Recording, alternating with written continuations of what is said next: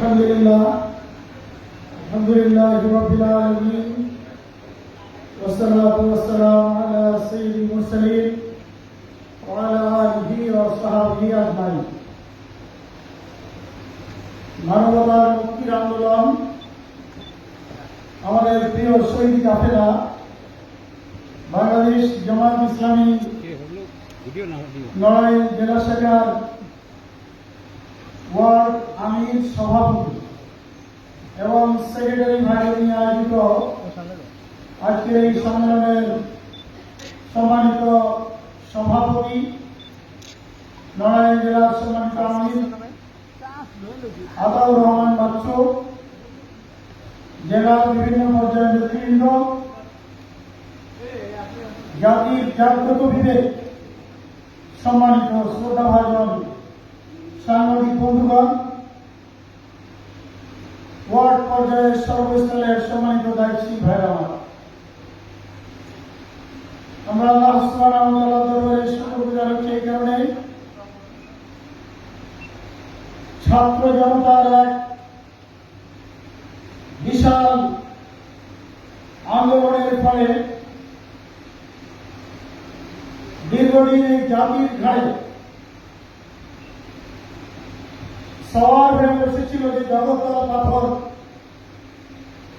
গত 5 তারিখে এই মাসে দুর্বার আন্দোলনের মধ্য দিয়ে আল্লাহ রাব্বুল ইজ্জত আমাদেরকে যে বিশাল একটি বিজয় দান করেছেন, সেই জন্য তার দরবারে আমরা শুকরিয়া আদায় করি আলহামদুলিল্লাহ। সম্মানিত বন্ধুগণ, বক্তব্যের শুরুতেই গভীরভাবে তাদেরকে স্মরণ করছি যাদের ত্যাগ কুরবানির বিনিময়ে, শাহাদাতের বিনিময়ে আজ বাংলার এই জমির দ্বিতীয় পর্যায়ে স্বাধীনতা অর্জন করল। সেই সমস্ত ছাত্র জনতা যারা শহীদ হয়েছে তাদের আত্মার মাগফিরাত কামনা করছি, তাদের শোক সন্তপ্ত পরিবারের প্রতি সমবেদনা জ্ঞাপন করছি। যারা আহত হয়ে আজও হাসপাতালের বেডে কাতরাচ্ছেন, সেই সমস্ত ভাইদের আশু আরোগ্য কামনা করছি। ভাইরা আমার, আমরা রাজনৈতিক দলের নেতৃবৃন্দ দীর্ঘদিন ধরে প্রচেষ্টা চালাচ্ছিলাম এই সরকার যাতে এই বাংলার মসনদ থেকে দূরে চলে যায়। আন্দোলন অনেক তুঙ্গে পৌঁছাচ্ছিল, কিন্তু শেষ পর্যায়ে যে কোন একটি অবস্থার কারণে সেই আন্দোলন সাকসেসফুল হতে যেও শেষ মুহূর্তে যে হয়নি। কিন্তু আমাদের এই ছাত্র জনতা যে ন্যায্য দাবি নিয়ে মাঠে নেমেছিল, কোটা সংস্কার যে আন্দোলন ছিল, হত্যা, খুন, ধর্ষণ, দুর্নীতি, রাহাজানি, পুরো বাংলাদেশটা মাদকের ছয়লাভে ছেয়ে গিয়েছিল।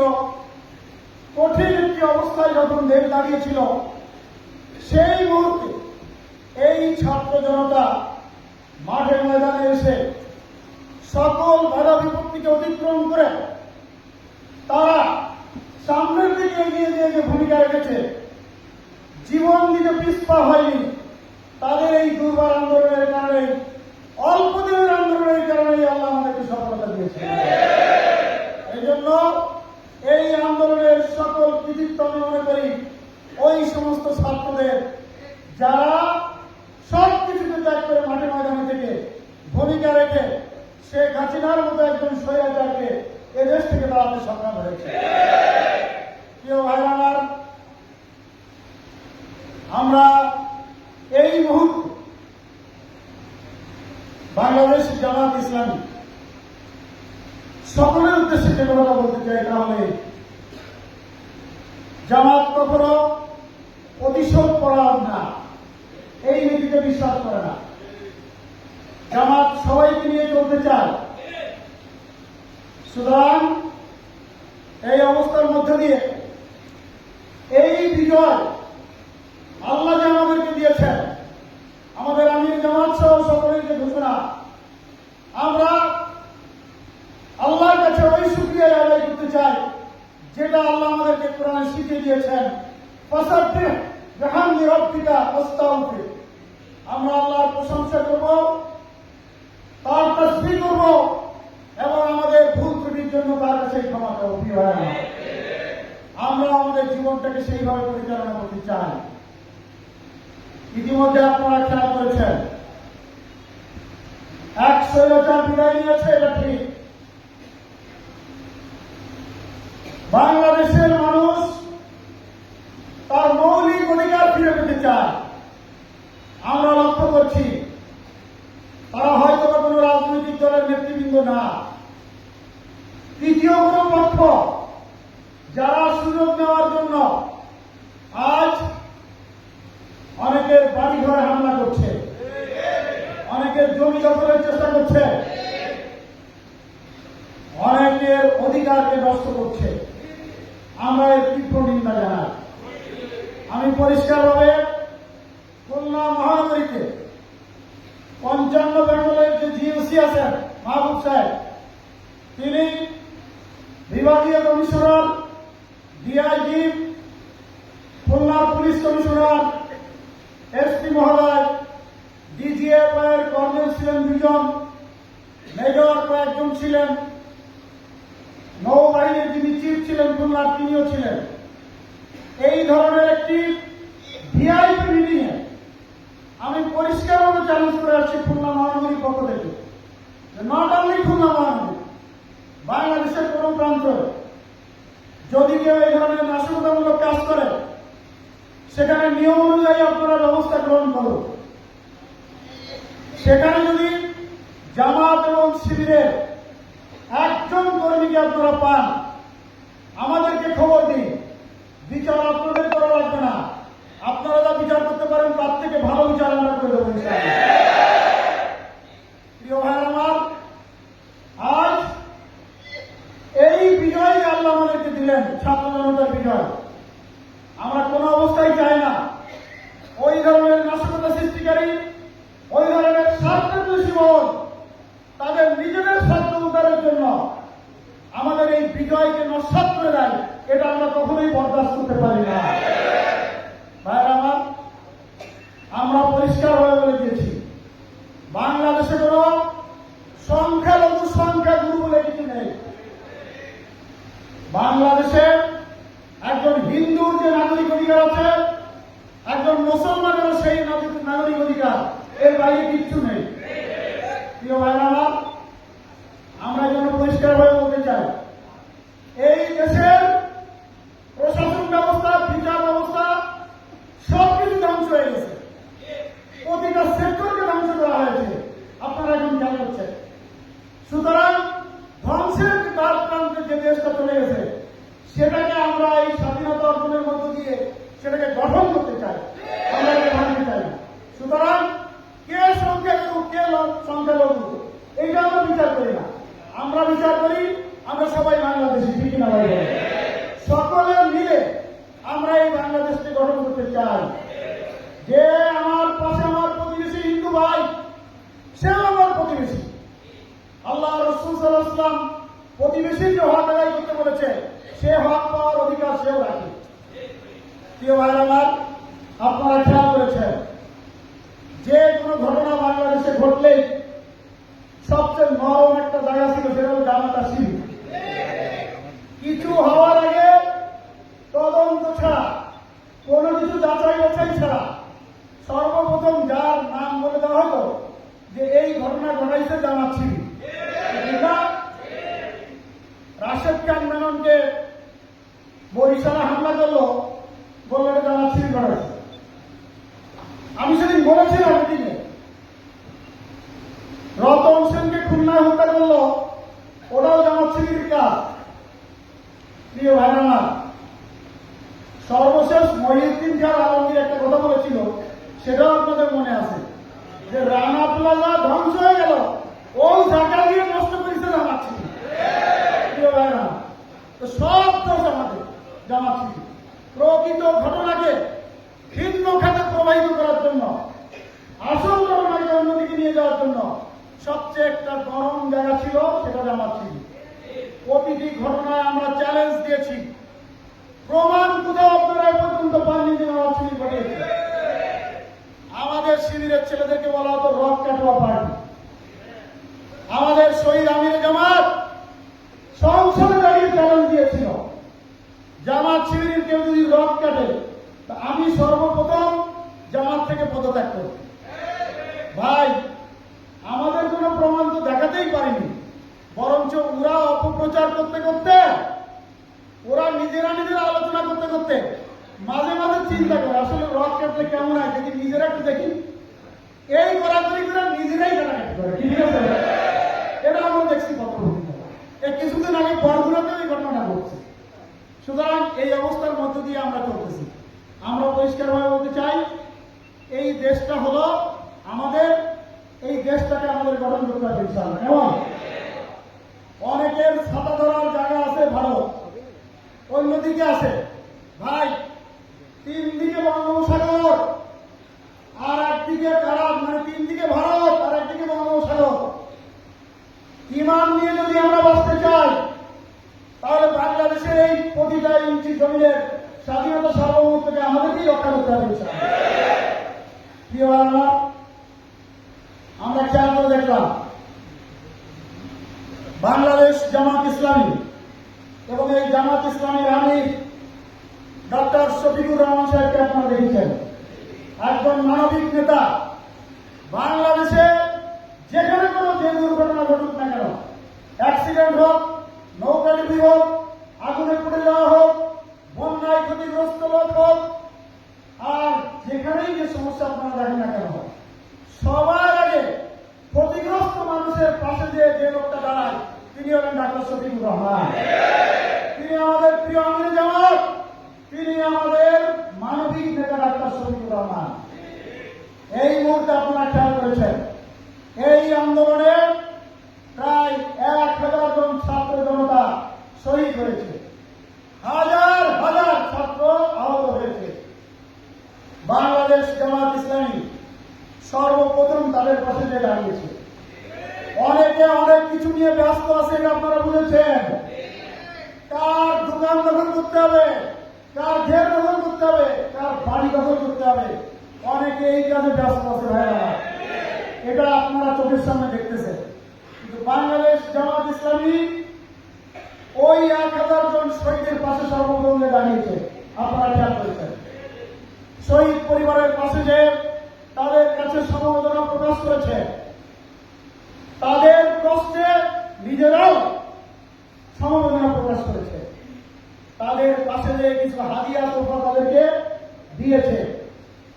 যারা হতো সেল গঠন করে তাদেরকে চিকিৎসা করা হচ্ছে, যে চিকিৎসা জেলা সংগঠন মহানগরী সংগঠন করতে পারছে না, তাদেরকে আমরা পাঠাই দিচ্ছি ঢাকাতে, সেখানে চিকিৎসার ব্যবস্থা করা হচ্ছে।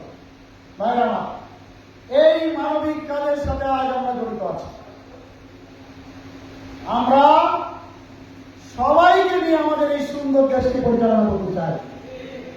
বর্তমান যে সরকার ক্ষমতা এসেছেন, এই সরকার কিন্তু ইচ্ছে করে আসেনি, আপনারা বুঝেছেন ঠিক না? সরকার বলেছে ছাত্র জনতা আমাদেরকে বসিয়েছে, কি তাই তো? সুতরাং এই সরকার হয়ে এসে জুড়ে বসেছে। তারা জাতির ক্রান্তিকালে ছাত্র জনতার সমর্থন নিয়েই ওখানে বসেছে। তারা যে কার্যক্রম শুরু করেছে, দুর্নীতিবাজদের তারা স্যাক করতেছে, ক্ষমতার অপব্যবহার যারা করেছিল তাদেরকে তারা স্যাক করতেছে, ঠিক না? তারা এদেশের ব্যবসা বাণিজ্যকে যারা ধ্বংস করে দিয়েছিল, তাদের সাথে যারা ক্ষতিগ্রস্ত করেছে তাদের দিকে তারা নজর দিয়েছে, প্রতিটা সেক্টরে তারা নজর দিয়েছে। প্রিয় ভাইরা, আমরা এই 15 বছর ধরে আপনারা জানেন আমাদের কোনো ভোটাধিকার প্রয়োগ করতে পারি না, ঠিক না? আমাদের কথা হলো এই গভর্নমেন্ট যে কার্যক্রম শুরু করেছে, আমাদের আমির জামাত বলেছে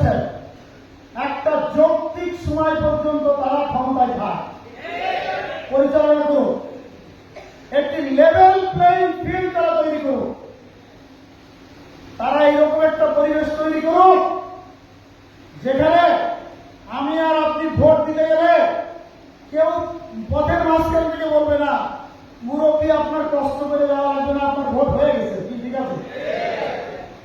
ওরা তো দিনের ভোট রাতেও করে, কি ঠিক না? আর আজকে ভোট ওরা কালকেই ব্যালট বাক্স ধরে ফেলে, এর নজিরও আছে। সুতরাং দাবি করে আবার গণতান্ত্রিক একটি সরকার। প্রিয় ভাই আমার, 100% এই জাতিকে প্রতারিত করে তারা বাংলার মস্তদেই 15 বছর ধরে দখল করে আছে। আমরা পরিষ্কারভাবে বর্তমান সরকারকে বলতে চাই, আপনারা চমৎকার একটি পরিবেশ তৈরি করুন। হিন্দু, বৌদ্ধ, খ্রিস্টান, মুসলমান সকলে মিলে যাতে সহ অবস্থানে থাকতে পারে সেরকম পরিবেশ তৈরি করুন। সবাই যাতে তার ভোটাধিকার প্রয়োগ করতে পারে, জনগণের ম্যান্ডেট নিয়ে একটা সরকার গঠিত হয়, সেই রকম একটি লেভেল প্লেইং ফিল্ড পরিবেশ আপনারা তৈরি করুন। আমরা সেই পর্যন্ত আপনাদেরকে সহযোগিতা দিয়ে যাবো ইনশাআল্লাহ। প্রিয় ভাইরা, আমাদের এই কথা হলে হয়তো অনেকে নাকচ হচ্ছে, তাতে আমাদের কিছু যায় আসে। কেমন পরিষ্কার বক্তব্য হলো, আমরা এদেশের মানুষের মৌলিক অধিকারকে ফিরিয়ে দিতে চাই। যে সরকার ছিল এতদিন, ওরা আমাদেরকে বাড়িতে ঘুমাতে দেয়নি, ঠিক না? একের পর এক মামলা দিয়েছে, আমাদের বাড়িতে যে হত্যা করেছে, গুম করে 8 বছর 10 বছর যেখানে আলো বাতাস ঢোকে না, সেই আয়না ঘরের মধ্যে ঢুকিয়ে রেখেছে, ঠিক না? সর্বশেষ পর্যায়ে ছাত্র জনতার আন্দোলন যখন তুঙ্গে, ঠিক সেই মুহূর্তে ওরা জামাত শিবিরকে নিষিদ্ধ করে দিল নির্বাহী আদেশে, ঠিক না? ওরা ভেবেছিল জামাত শিবিরকে নিষিদ্ধ করে দিলে ওরা মাঠে নামবে, আন্দোলন করবে, আর ছাত্রদের এই প্রকৃত যৌক্তিক আন্দোলন এটা নস্যাৎ হয়ে যাবে। নিঃসন্দেহে আপনাদের জেনে রাখা দরকার, জামাত শিবির এই ধরনের কোন পাতানুপাতে পা যায় না। আপনারা যে চিন্তা করেছিলেন সেটা আপনাদের পকেটেই আছে, মাথায় আছে, আর জামাত শিবিরের চিন্তা জামাত শিবিরের কাছেই আছে, ঠিক না? ভাইজান দেখেন, খেয়াল করে, বেশি সময় আল্লাহ ওদেরকে দিন। ওরা তো আমাদেরকে নিষিদ্ধ করেছিল, তাই না? আমাদের আমির জামাত একটা কথা বলেছে যে আপনারা যখন ক্ষমতা ছেড়ে দিলেন 1 ঘন্টা পরে আপনাদের খুঁজে পাওয়া গেল না, আর 17টা বছর ধরে যাদের উপরে এমন কোন নির্যাতন নেই যা আপনারা চালাননি, শীর্ষ নেতৃবৃন্দকে ফাঁসি দিয়েছেন, গুম করেছেন, হত্যা করেছেন, আমাদের মৌলিক অধিকার হরণ করেছেন। আমরা তো 17 বছরে এই বাংলার জমিন থেকে 1 বিন্দু পরিমাণ ভোটার সরে চলে যায়নি। আপনার দুর্বলতা কি ছিল যে আপনি সবার সামনে দিয়েও পালিয়ে যেতে পারেননি? আপনি গোপনে পালিয়েছেন, হেলিকপ্টারে উঠে, ঠিক না? আমরা পরিষ্কারভাবে বলে দিতে চাই, আপনার চিন্তা এরকম হতে পারে, আর আল্লাহর দ্বীনের পথে যারা চলে, যারা দেশপ্রেমী, যারা সৎ, যারা কুরআন সুন্নাহ মোতাবেক তাদের জীবন চালাতে চায়, তাদের অভিভাবক হলেন আল্লাহ। সুতরাং আল্লাহর চিন্তার কাছে আপনার চিন্তা বিন্দু মাত্র স্থান পেতে পারে না। কয়েকদিনের ব্যবধানে আপনি পালিয়েছেন, আপনি কোনো কথা বলতে পারতেছেন না, আর জামাত শিবির সে শুরুর দিন থেকেই কথা বলেছে। আপনি অবৈধ সরকার আমাদেরকে নিষিদ্ধ করেছিলেন, দেশের জনগণ কিন্তু জামাত শিবিরকে নিষিদ্ধ করে নাই। প্রথমেই সেনাবাহিনীর প্রধান যাদেরকে ডেকে নিয়ে গেলেন পরবর্তী করণীয় কিসে আলোচনার জন্য, প্রথমেই বললেন জামাতের আমির ডক্টর শফিকুর রহমান এসেছে, ঠিক না? যখন বঙ্গভবনে গেলেন, প্রধান উপদেষ্টা ডাকলেন, শপথ অনুষ্ঠানে সকল জায়গায় বাংলাদেশ জামাত ইসলামীকে ডাকানো হচ্ছে, ঠিক না? নির্বাহী আদেশ তখন প্রত্যাহার হয়নি। সুতরাং এটা স্পষ্ট, আপনি রাজনীতি করার জন্য, আন্দোলনকে ভিন্নভাবে প্রভাবিত করার জন্য জামাত শিবিরকে নিষিদ্ধ করেছিলেন, জনগণ নিষিদ্ধ করেনি, যার কারণে কারণে জামাত শিবিরকে আপনি অপমানিত করতে চেয়েছিলেন, আল্লাহ সম্মানিত করেছে। এই জন্য সবাই জামাত শিবিরকে ডেকে সম্মান দিয়েছে। প্রিয় ভাই আমার, আমরা তাই বলতে চাই, আসুন এই দেশটাকে আমাদের গঠন করতে হবে, বাতিলের সকল ষড়যন্ত্রকে মোকাবেলা করতে হবে। এখনো কিন্তু ষড়যন্ত্র শেষ হয়ে যায়নি ভাই আমার। শেখ হাসিনার স্বৈরাচার বারবার এক একজনের ঘাড়ে সওয়ার হচ্ছে। আপনারা খেয়াল করেছেন, একবার হিন্দুদের নিয়ে সমাবেশ করলো, খেয়াল করেছেন? আমি হিসেব করে দেখলাম খুলনাতে যারা হিন্দু তাদের তো কম বেশি চিনি, ওর মধ্যে যে ছাত্রলীগের, আওয়ামী লীগের মুসলমান যত হিন্দু ছিল তা হিসেব করে আমরা খুব পাইনি। হ্যাঁ ভাই আমার, হিন্দুদের ঘাড়ে সওয়ার একবার সংখ্যালঘু সাম্প্রদায়িক দাঙ্গা বাঁধানোর জন্য চেষ্টা করলো। আল্লাহ মেহরবানি বিষয়টা সাকসেসফুল হয়নি, ঠিক তো? আপনারা খেয়াল করেছেন, কয়েকদিন আগে কিন্তু আনসারের ঘাড়ে আবার ভর হয়েছিল, কি ঠিক না? তাদের ঘাড়ে সওয়ার হয়েছিল শেখ হাসিনা। এই আনসারদের পোশাকের মতো কার পোশাক ছিল সেটাও আপনারা দেখছেন। প্রিয় ভাই আমার, একটা জিনিস খেয়াল করবেন, যে স্বাধীনতা রক্তের বিনিময়ে অর্জন করা হয়েছে। আমি আমার খুলনাতে ছাত্র জনতা, আমার সংগঠনের, আমার ছাত্র সংগঠনের, আমার আন্দোলন সংগ্রামের সাথে যারা ছিল, বৈষম্য বিরোধী ছাত্র আন্দোলন সহ সকলকে একটা ব্যাপারে কথা বলেছি, যে কখনো যদি ঘোষণা আসে যে রাত 12টায় আসতে হবে ডাক বাংলা ইউনিভার্সিটি পরিমলে, যতক্ষণ শুধু ঘুম থেকে উঠে বা আপনার বাড়ি থেকে আসতে সময় লাগে ততক্ষণের মধ্যে আপনি এখানে চলে আসবেন। আমরা রক্ত দিয়ে যে ময়দানকে স্বাধীন করেছি, কোন অপশক্তির কাছে এক সেকেন্ডের জন্য ছেড়ে দিতে চাই না। ইনশাআল্লাহ বাংলাদেশ নিয়ে কেউ সিনেমেনি খেলবে, আমরা সেটাও আর হতে দিতে চাই না। যারা দুর্নীতিবাদ আছেন, সন্ত্রাসী আছেন, মাদকের গডফাদার যারা নিয়ন্ত্রণ করেন, যারা মানুষের উপরে জুলুম করেন, পরিষ্কার ভাবে একটা কথা আমরা বলে দিতে চাই, এইগুলো সব ছেড়ে দেন। ভালোই ভালো, আমরা যদি এই জিনিসটা লক্ষ্য করি যে মানুষের প্রতি জুলুম করা হচ্ছে, এই ছাত্র জনতাকে নিয়ে আপনাদের বিরুদ্ধে ইনশাআল্লাহ আমরা প্রতিরোধ করে তুলব। কিন্তু এই মানুষগুলোর অধিকারকে আমরা ফিরিয়ে দিতে চাই। ঠিক আছে আমার প্রিয় সম্মানিত বন্ধুগণ, আমরা আমাদের এই প্রিয় জন্মভূমির সকল ষড়যন্ত্রকে নস্যাৎ করে আগামী দিনে একটি কল্যাণমূলক চমৎকার সুন্দর রাষ্ট্র গঠন করতে চাই। সেই রাষ্ট্র গঠনে আমরা সকলের সহযোগিতা করার জন্য রাজি আছি তো ইনশাআল্লাহ।